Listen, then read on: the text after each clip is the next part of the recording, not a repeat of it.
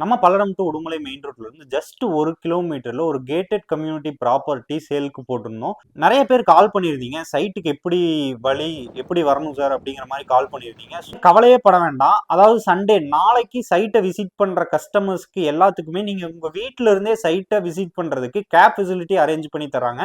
நீங்க சைட்டை புக் பண்ணாலும் சரி, புக் பண்ணாட்டியும் சரி, அதே கேப்லயே உங்களை ரிட்டர்ன் வீட்டில் டிராப் பண்ணிடுவாங்க. ஒரு சென்டோட பிரைஸ் 4 லேக் சொல்றாங்க. நாளைக்கு சண்டே புக் பண்ற கஸ்டமர்ஸுக்கு மட்டும் 2 கிராம் கோல்டு காயின் ஃப்ரீயா தர போறாங்க.